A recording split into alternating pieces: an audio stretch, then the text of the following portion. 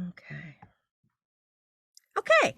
So thank you for attending. This is how to use photos and images as source material for your pictorial artwork. It doesn't even matter what the medium is. So let's see. And I'm starting with examples of my work. So this is my quilt that I did for the Whimsical show, and this just shows how I started out with it. Had a photo of my of the cutest granddaughter in the world. I don't know, some of you might fight me on that. But anyway, this is my granddaughter Mila, and I love this photo, and that's what I used to create my Whimsical quilt. So this shows part of my process. So I have the photo there, and then I enlarged it. I'll show you how I do that. And then this is how I drew my the shapes that I was going to put on there. And then on the left-hand side, you can see the shapes on Steam-A-Seam 2, which I cut out. You can also see that I used my colored pencils directly onto the black and white print to help me keep track of what colors I was going to put where. So I want to mention something about the rule of thirds, which is about composition. And on the left-hand side, we see a photo that is effectively using the rule of thirds. Now, the rule of thirds is when you divide your image area into 3 slices in both vertical and horizontal directions, and then those 4 intersections become a place where it's good to put a point of interest. You do not want a point of interest on every one of the 4 intersections, but you can see on the left, the lower horizontal line is where we have the horizon now, and then the intersection with the right-hand vertical line is where the tree is, and it makes a very nice composition. On the right-hand side, what people's tendency to do is to make a target, divide the picture in half both ways, put the thing right in the middle, and it's more static and way less interesting.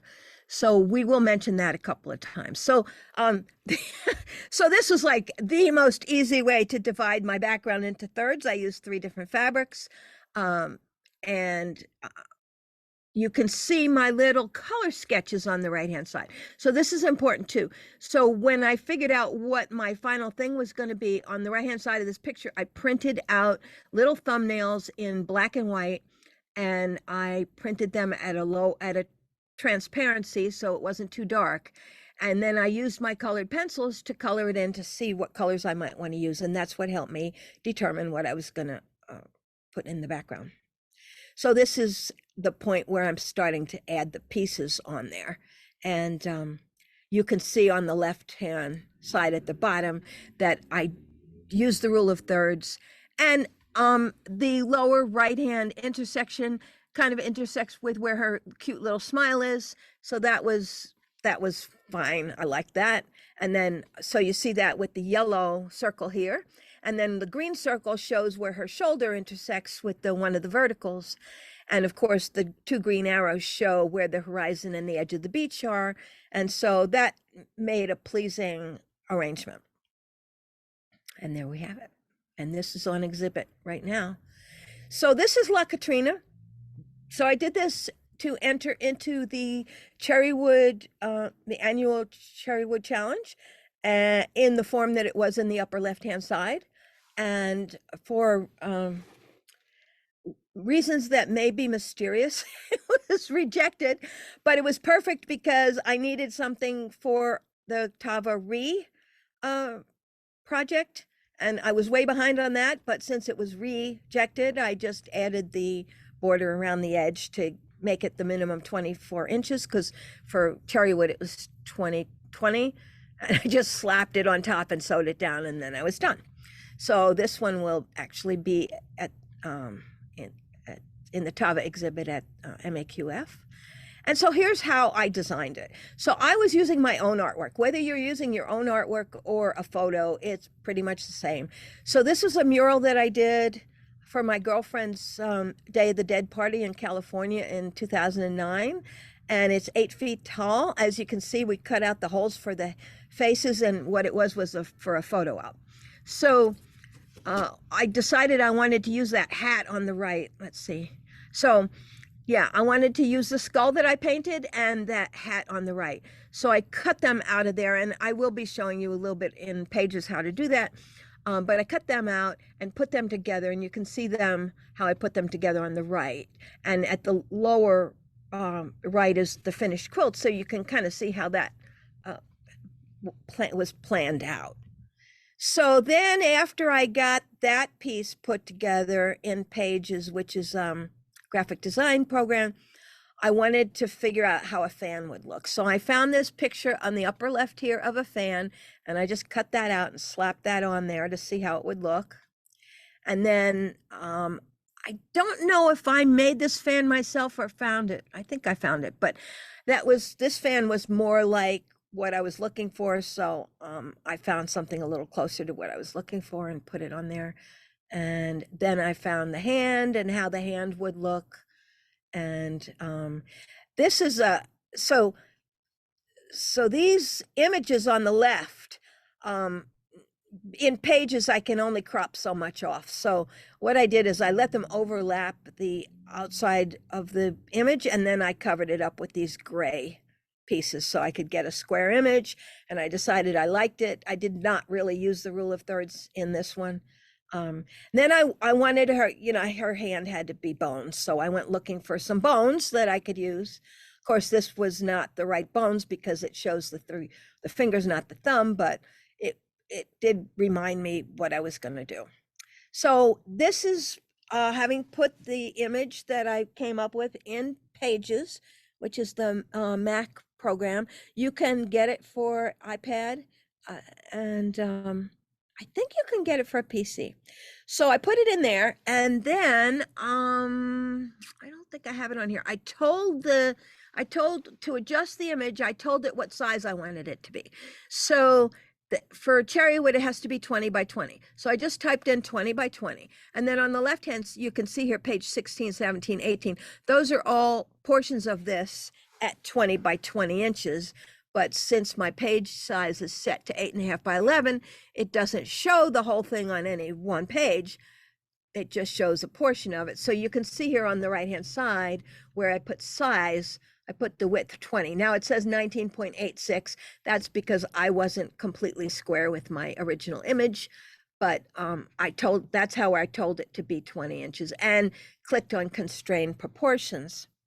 And so then what happens is I print it out, of course, in black and white because I'm stingy with the colored ink.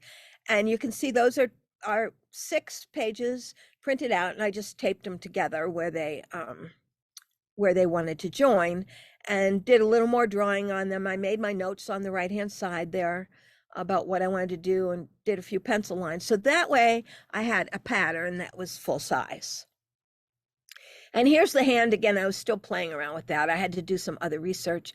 And then on the page on the left that you see, page 21, that's a page that I was just collecting images that might be related to this. So there were a bunch of fans. I just dragged them in from the internet so that I like to have, like if I'm doing a fan, I have 5 or 6 images from the internet of fans all on one page so I can look at them and see how they interrelate and what's going to be best. So this is, you're getting a sneak preview of my plan for balance. So this is my design for it. I don't have anything actually sewn or anything yet, but I'm going to show you how I put this together. So the first thing is that the day that Ruth Bader Ginsburg died, I stayed up all night and made this image of her. It's a paper collage. So this is all cut out of pieces of paper. And then I scanned it in and sent it to Spoonflower, and I printed it on fabric. So since I know that balance has to be a minimum of 24 inches, I made myself a 24-inch rectangle behind there. And then I calculated the size, and I don't remember right now the size of what the print of Ruth Bader Ginsburg is, but it looks like it's probably about 14 or 16. So I did calculate that and make sure I had the right proportion. So I plopped that on there.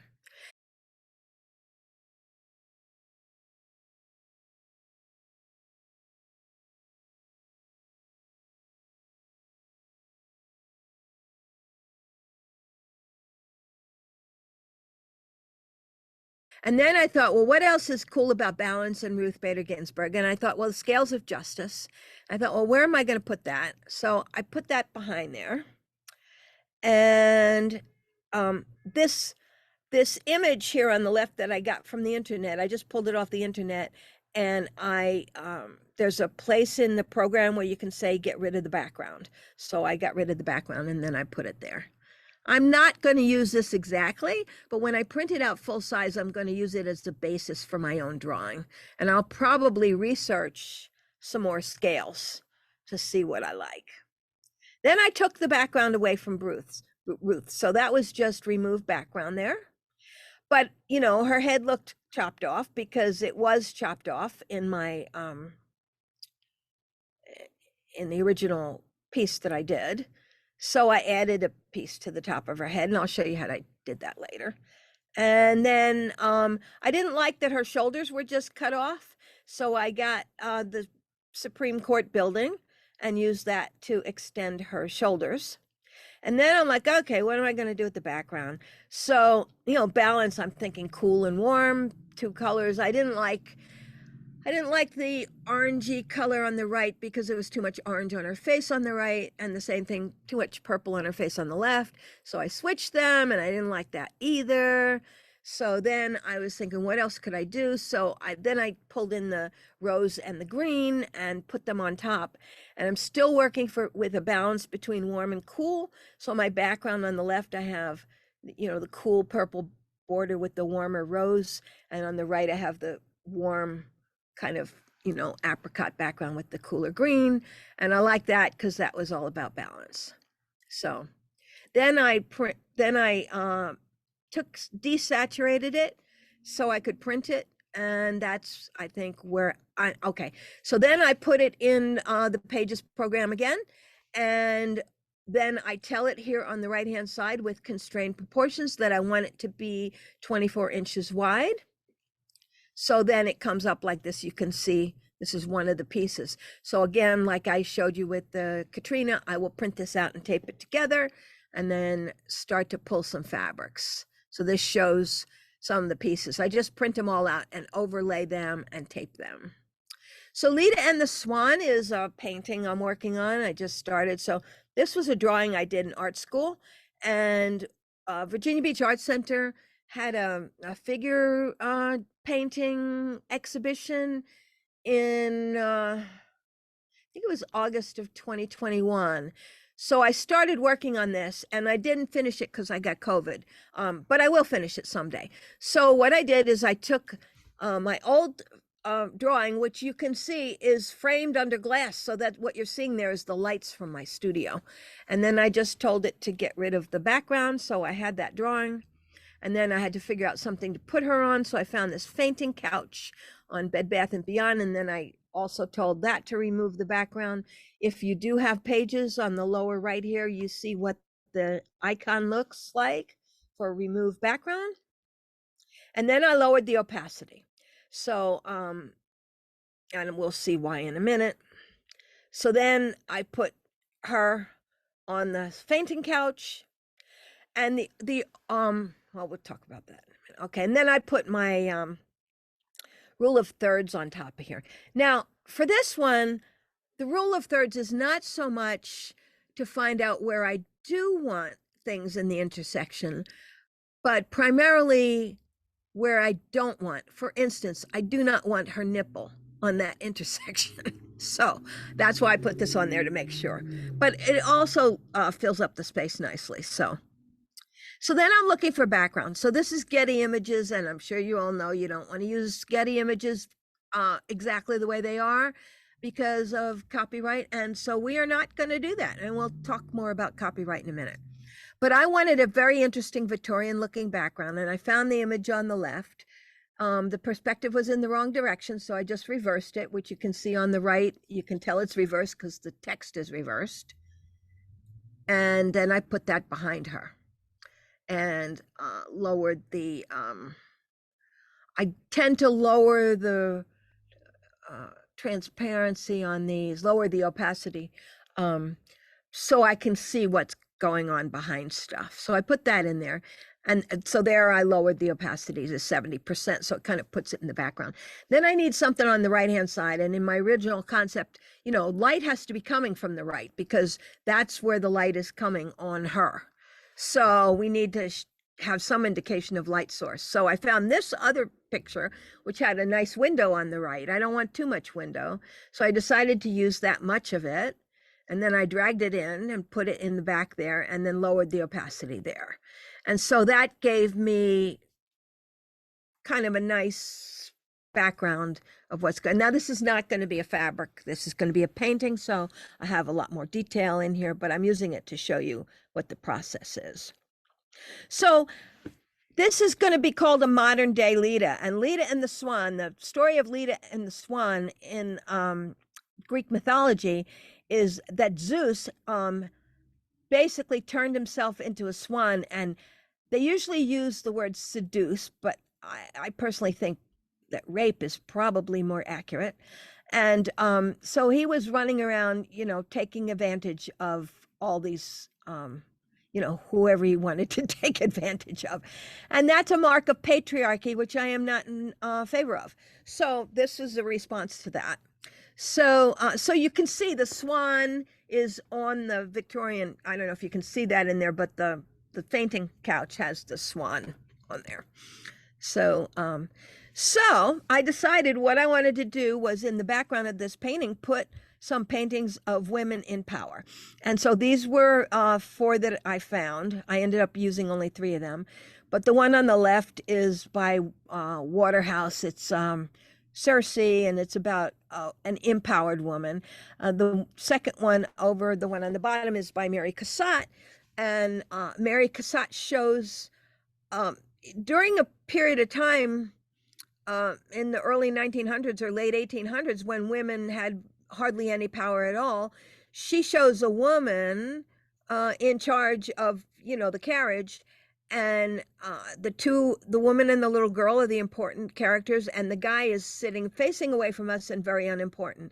So this is Mary Cassatt's statement on patriarchy. So I like that one, and I love Mary Cassatt. And the third one over is Artemisia Gentileschi.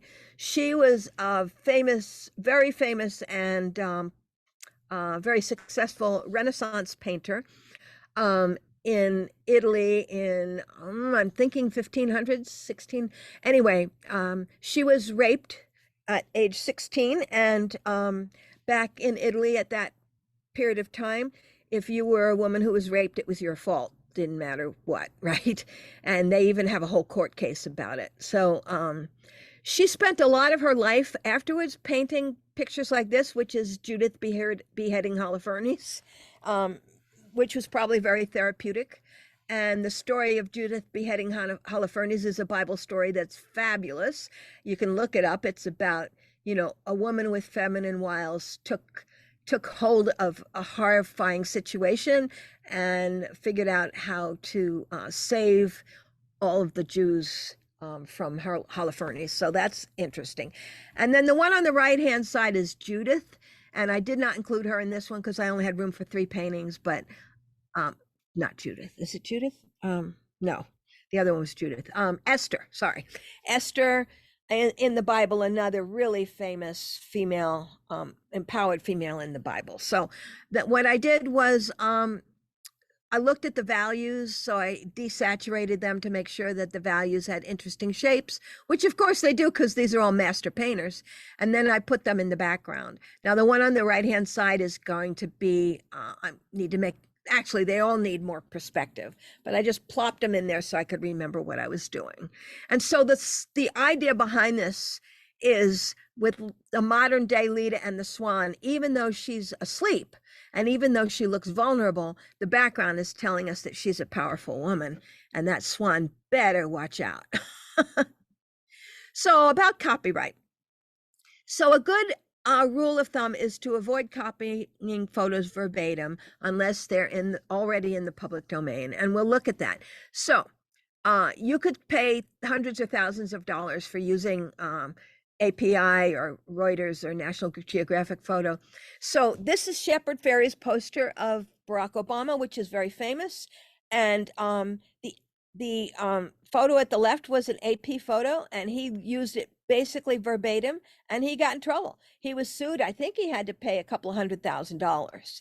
So even though he posterized this, it was the work of a photographer, and the photographer and AP had copyrights on it. So Shepard Fairey lost in court. And then we have this example. So this is a photo on the left of Prince taken by Lynn Goldsmith, and it was taken in 1981. And a magazine commissioned her to take the photo, and then commissioned Andy Warhol to use the photo to do his artwork on the right. And that was all up and up. They paid Lynn Goldsmith. She knew what was going on. She took the photo specifically for that reason, and it was used in the magazine. However, years later, the Andy Warhol Foundation used his piece of artwork for some sort of financial gain. I don't know if they were selling prints or whatever. And that was not in the original contract with Lynn Goldsmith. So they weren't allowed to do that. And so it did go to court. And very recently, I think within the last year, she won. So you want to be careful about copying something so exactly that the photographer can tell you use their photo. So how to find usable images. I like Wikimedia Commons. I use that a lot. There's a lot of royalty-free images, a lot of public domain, a lot of Creative Commons. They will all, you click on info and they'll all tell you if they can be used commercially and non-commercially. Commercially for our purposes would be if you plan to sell the artwork created from it. And here's artlex.com gives a list of best free stock photos. Out of these three, I've only used Pixabay, but I did the research, so I included this in here. So you can look these up: Pexels, Pixabay, and Unsplash.